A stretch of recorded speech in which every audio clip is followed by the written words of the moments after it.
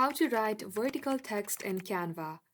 Hey everybody, welcome back to our YouTube channel. Without any further delay, let us get started.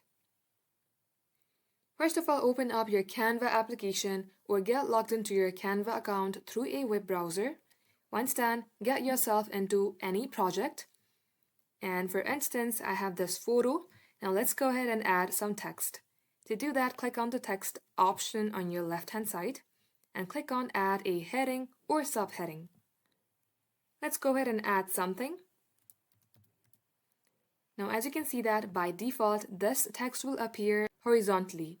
In order to make it vertical, you have to decrease the size until it looks like this.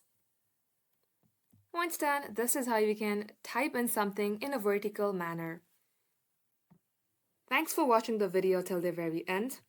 If it had helped you in any ways, then make sure to like and subscribe.